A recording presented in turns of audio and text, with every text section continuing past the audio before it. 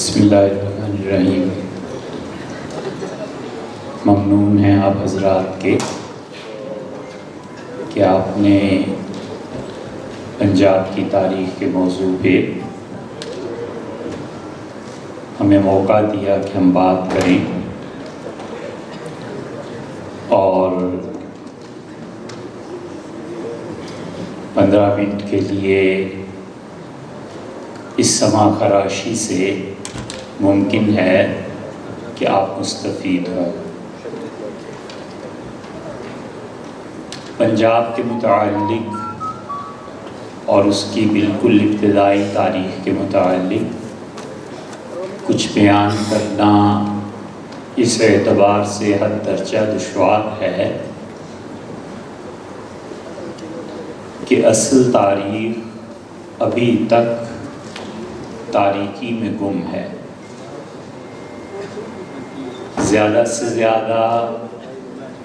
جو آثار اور چیزیں دریافت ہوئی ہیں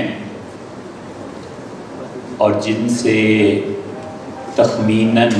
ایک تاریخ کو متعین کیا جا سکتا ہے، وہ دریائے سواں ہے، اور دریائے سواں ایسا ہی دریا تھا جیسے جہلم اور راوی، بیاس، ستلج، اور اس دریا کے کنارے پنجاب کی قدیم ترین تہذیب 4,05,00,000 سال قبل مسیح کے انسان دریافت ہوئے۔ ہڑپا، موہنجو دڑو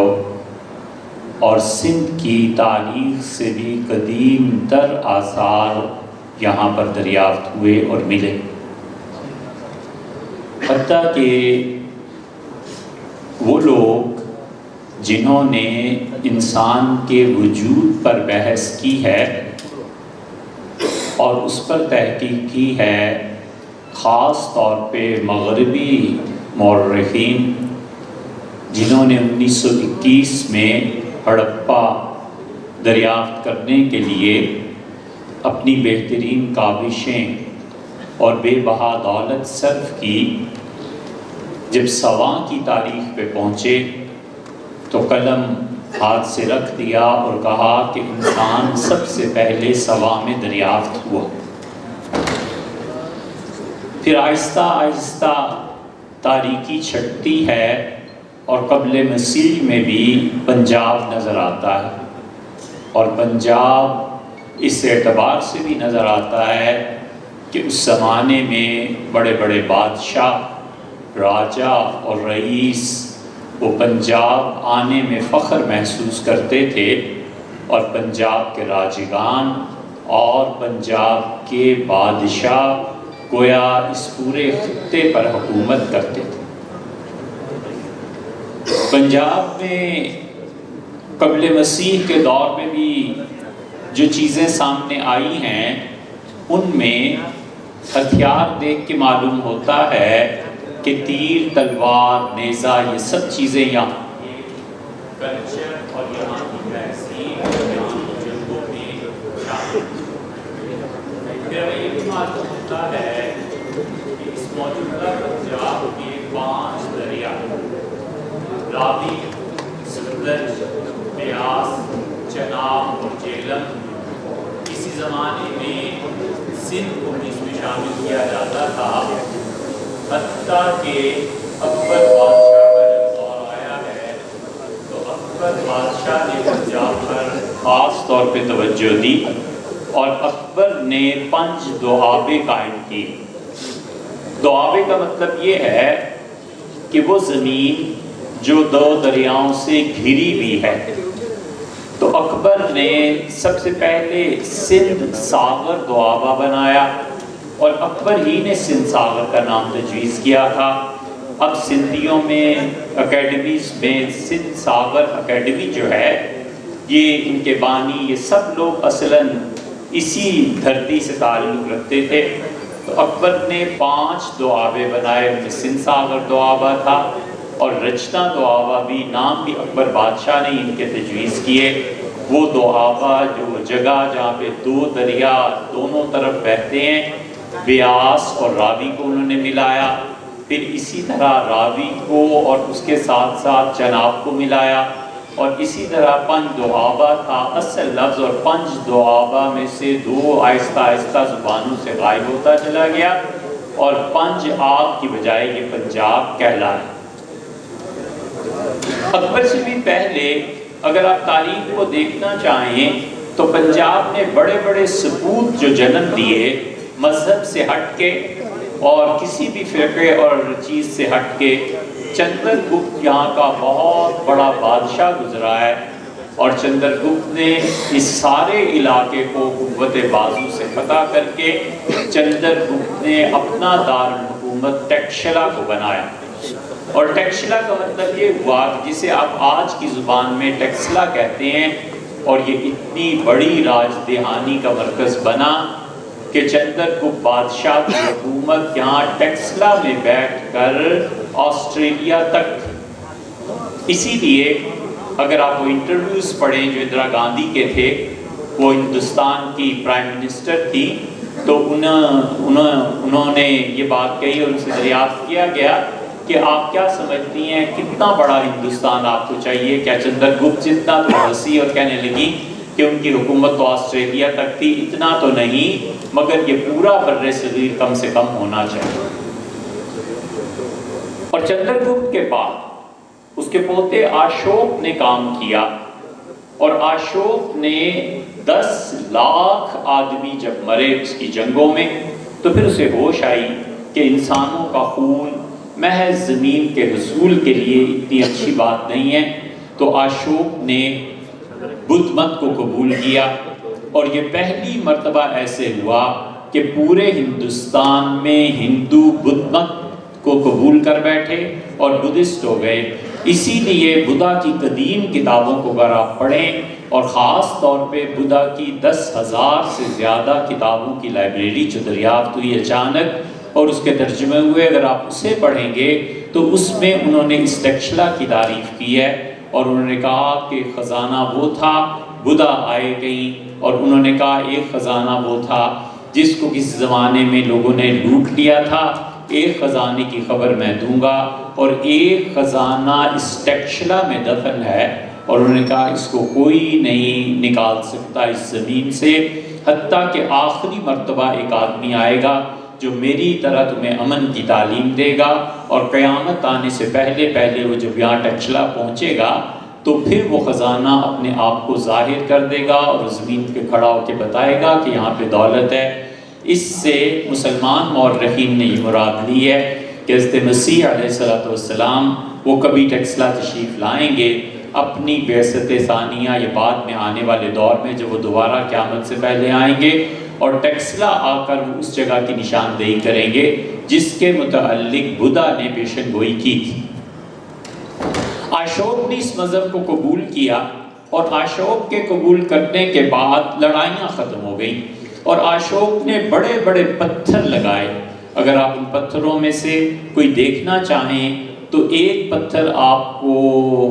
مانسیرا کے قریب چٹی گٹی ایک جگہ ہے، وہاں پر آپ جا کے دیکھیے، بہت بڑی لاٹ لگی ہوئی ہے، اتنی بڑی لاٹیں اس نے بنوائیں، اور اس پہ اس نے لکھا کہ جانوروں کا ذبح منع ہے، انسانوں کا لڑنا منع ہے، میری مملکت میں ایسے ایسے امن قائم ہوگا۔ یہ سب چیزیں انہوں نے کہیں، اور لوگوں کو اشوک نے یہ سکھایا کہ کس طرح امن اور اطمینان سے رہتے ہیں۔ بدھا کی پوری پنجاب کی تہذیب اب بھی ہے، اور بدھسٹ جب ہوئے ہیں تو انہوں نے 2 علاقوں کو خاص طور پہ پنجاب کا اپنا مرکز بنایا۔ اس زمانے میں یہ جو ہزارہ ہے، یہ سرحد، یہ سارا پنجاب میں شامل کہلاتا تھا،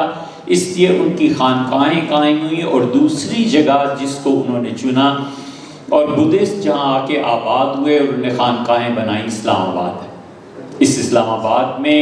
متعدد خانقاہیں بدھا کے دور سے قائم تھی، یہاں وہ آتے تھے، اپنی عبادت کرتے تھے۔ ان کے کچھ بقیہ آثار اس اسلام آباد میں اگر آپ دیکھنا چاہیں تو آپ وہاں پہ حضرت بڑی امام رحمۃ اللہ علیہ سے اوپر آپ ان پہاڑوں میں چلے جائیں تو وہاں پر آپ کو ترشے ہوئے بت اور ترشے ہوئے سانپ اور یہ جو چیزیں نظر آتی ہیں، یہ در حقیقت بدھا کی تہذیب کا ایک مرکز اسلام آباد تھا۔ اور اسلام آباد جب بنایا گیا ہے تو تاریخی ورثے کو محفوظ رکھنے کا کوئی اہتمام نہیں کیا۔ اور اسی طرح اس پنجاب کو دوسری ایک اور چیز کا سامنا کرنا پڑا، اور اجے پال جو یہاں کا راجہ تھا اس نے پنجاب کو مزید وسعت دینا چاہیے اپنی سلطنت کو، اور وہ جا ٹکرایا غزنی سے۔ سلطان محمود غزنوی اس وقت وہاں نہیں تھے، لیکن اس نے اپنی طرف سے پال نے جا کر ساری غزنی کو آگ لگا دی، اور ان کے نسل در نسل جو چیزیں چلی آتی تھی سب چیزیں ختم ہو گئی۔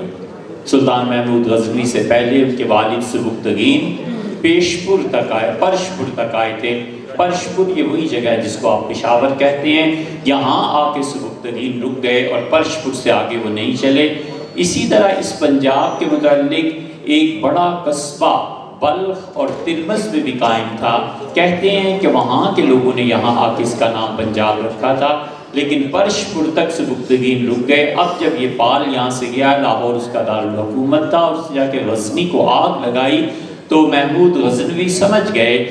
کہ ہم محفوظ نہیں ہیں، اور انہوں نے اپنے لوگوں کو جمع کیا اور انہوں نے کہا کہ جب تک اجے پال کی حکومت ہندوستان پہ قائم ہے تب تک ہماری حفاظت کی کوئی ضمانت نہیں ہے۔ میں اپنے بھائی سے ملنے فلاں جگہ گیا خراسان، اور یہ علاقہ تم لوگوں کے سپرد کر گیا تھا، اور اس نے آ کے آگ لگا دی، ہمیں اس کا بدلہ بھی لینا ہے ہندوؤں سے، اور ہمیں اپنے آپ کو محفوظ بھی رکھنا ہے۔ یہ وہ چیز تھی جو ان 17 حملوں کا موجب بنی۔ نہ یہ اتنے بڑے حملے کرتے، نہ غزنی جلتا، نہ یہ ساری تباہی پھرتی، نہ ان کے کتب خانے جلتے، اور نہ ہی یہ چیز ہوتی۔ پھر آئے وہ، اور آنے کے بعد انہوں نے ہندوستان کی فتح کی سکیم سوچی کہ اسے کیسے فتح کرنا ہے۔ ان سے پہلے محمد بن قاسم آئے تھے، لیکن محمد بن قاسم اور ان کی فتوحات ملتان تک پہنچ کے رک گئی تھی، اور وہ اس سے سندھ سے چکے آ رہے تھے، تو ملتان سے آگے لاہور کی طرف نہیں آئے۔ یہ ان لوگوں کا پورا ایک نظریہ تھا کہ ہندوستان کو فتح کرنا ہے، اور اسی وجہ سے پھر جب سلطان محمود غزنوی آئے ہیں تو وہ دھیرے دھیرے آگے بڑھے ہیں۔ جلندھر ہے، اور پٹیالہ ہے، امبالہ ہے، ہوشیار پور ہے، یہ سارے کے سارے حصے تھے پنجاب کے۔ اور پنجاب کی جب تقسیم تاریخ میں بھی ہوئی ہے تو اس وقت اگر آپ تاریخ کو پڑھیں اور اس نقطۂ نظر کو پڑھیں جو پنجاب کی تقسیم کے مخالف تھے، تو یہی کہتے تھے کہ پنجاب، لاہور، ہوشیارپور، امرتسر، پٹیالہ، بٹالہ، ان ساری ریاستوں میں کوئی فرق نہیں ہے، اس لیے پنجاب کو کم سے کم تقسیم نہ کیا جائے۔ یہ خیر ایک سیاسی بحث ہے، لیکن یہ کہ پنجاب سارا یہ علاقہ کہلاتا تھا، اور اسی کی ترقی کے لیے پھر اکبر بادشاہ نے کام کیا، اور پنجاب کو بہت بڑے بڑے جو لوگ ملے، ان میں ایک بڑا آدمی رنجیت سنگھ۔ رنجیت سنگھ کے جانشین اگر اس کو سنبھال لیتے، اور رنجیت سنگھ کے جانشین اگر جانتے ہوتے کہ وہ اتنا بڑا دماغ ہے، تو جہانگیر رنجیت سنگھ اتنا ہی بڑا دماغ تھا جیسے بابر بادشاہ کا دماغ تھا، جیسے لوگ تھے۔ پھر آپ قبل مسیح میں جب جاتے ہیں تو آپ اتنی بڑی شخصیات کو بھی دیکھتے ہیں اور بعد میں بھی دیکھتے ہیں، جیسے یہ رنجیت سنگھ ایک حکومت کا بانی تھا، کابل تک اس کی حکومت تھی، اور اگر اس کے بعد آنے والے لوگ اس کو سنبھال لیتے تو سکھوں کی حکومت قائم ہو جاتی، لیکن اس کا ایک نقصان یہ بھی ہوتا کہ مسلمانوں کا سفایا ہو جاتا۔ اسی طرح جب سکندر اعظم یہاں آئے ہیں تو سکندر اعظم نے راجہ پورس سے مقابلہ کیا، پھر راجہ پورس کو وہ دے کر چلے گئے، اس پورے ہندوستان کو محمود غزنوی آئے ہیں وہ بھی دے کے چلے گئے، اسی طرح رنجیت سنگھ اپنے بعد میں آنے والوں کو دے کے چلے گئے۔ تو پنجاب ایسی زرخیز زمین رہا جس نے ہمیشہ بڑے بڑے افراد پیدا بھی کیے، اور پنجاب نے بڑے بڑے افراد کی قدر بھی کی۔ محبتوں کی زمین، سرسوتی کی زمین، زرد رنگ کی زمین، جس کے بارے میں قرآن کہتا ہے کہ فاقع لونہا، اور انہوں نے کہا کہ ایسی گائے ذبح کرو جس کا رنگ زرد ہو، تسر الناظرین، دیکھنے والوں کو بڑا بھلا معلوم ہوتا ہے۔ یہی وہ رنگ ہے جس کو ہندوؤں نے اپنایا تھا، اس زرد رنگ کو پھر بدھسٹ نے اپنایا، اور پھر حضرت خواجہ معین الدین چشتی رحمۃ اللہ علیہ جب تشریف لائے تو انہوں نے سلسلہ چشتیہ کا یہی رنگ اپنایا تھا، اور اس رنگ کے اپنانے کی وجہ یہ تھی کہ وہ چاہتے تھے کہ ہندوؤں میں اسلام پھیلے، اور اللہ نے بڑا کام ان سے لیا۔ اس سے بڑی بات کیا ہو سکتی ہے کہ حضرت مجدد الفسانی سرہندی رحمۃ اللہ علیہ جیسا ایک سلسلے کا بانی اور ایک سلسلے کو ہندوستان کی مٹی میں گون دینے والا ان کے قبر پہ گیا، اور وہاں جا کر انہوں نے ایک چلہ پورا کاٹا حضرت معین الدین چشتی رحمۃ اللہ علیہ۔ یہ وہ تاریخ ہے جسے آپ کسی بھی مذہبی تعصب کی وجہ سے نظر انداز نہیں کر سکتے۔ یہ زرد رنگ مسلمانوں میں رہا۔ حضرت طلحہ رضی اللہ عنہ نے احرام باندھا اور وہ اسی زرد رنگ کا تھا۔ حضرت عمر رضی اللہ عنہ نے بلایا اور کہا طلحہ یہ کیا کیا ہے؟ حضور صلی اللہ علیہ وسلم سفید احرام باندھتے تھے۔ پھر انہوں نے بتایا کہ میری یہ مجبوری ہے۔ بہرحال تو یہ زرد رنگ جو پنجاب میں آیا ہے، یہ رنگ اس علاقے کی نمائندگی کرتا تھا، لیکن ذرا سا مسئلہ ٹیڑھا اس وقت ہوا جب پنجاب میں اتنے گبرو اور اتنے جوان اور اتنے لمبے قد کے لوگ، جب ان کی خوراک میں وہ چیزیں زیادہ شامل ہو گئیں جو مستی پیدا کرتی ہیں، گائے کا دودھ، مکھن، یہ چیزیں جب اس دھرتی میں شروع سے تھیں، لیکن اس کے ساتھ ساتھ ان کی ریاضت تھی، مجاہدہ تھا، بڑے بڑے لوگ پیدا ہوتے تھے، مگر جب وہ ریاضت اور مجاہدہ نہیں رہا تو اس محبت میں مستی کے رچاؤ نے ایک حد تک گہنا بھی دیا اس تہذیب کو۔ ایک مستقل موضوع ہے جس پہ بات کی جا سکتی ہے، لیکن بڑے بڑے صوفیہ پنجاب میں پیدا ہوئے۔ قصور کو آپ دیکھیں، کتنے بڑے بڑے لوگ وہاں آئے ہیں، آخر پہ وہاں غلام دستگیر قصوری رحمۃ اللہ علیہ جیسا آدمی شاید اب تک قصور میں پیدا نہیں ہوا۔ اسی طرح آپ دیکھیں حضرت فرید الدین مسعود شکر گنج رحمۃ اللہ علیہ، وہ اصلاً قصوری کے تو رہنے والے تھے، قصور سے وہ دہلی گئے اور خواجہ قطب الدین بختیار کاکی رحمۃ اللہ علیہ کے ہاتھ پہ بیعت ہوئے، اور پھر انہوں نے آ کے پنجاب ہی کو اپنا مرکز بنایا۔ صابر کلیری نے پنجاب کو اپنا مرکز بنایا، نظام الدین اولیاء نے پنجاب کو اپنا مرکز بنایا، سلسلہ چشتیہ نے خاص طور پہ پنجاب جو مرکز بنایا۔ تو یہاں ہزاروں نہیں لاکھوں افراد، لاکھوں ہندوؤں کو اللہ تعالیٰ نے نظرات کے ذریعے ہدایت دی۔ رحمہ اللہ، وقت مکمل ہو گیا، اب پھر ممنون ہے کہ آپ نے ہماری گفتگو کو سنا۔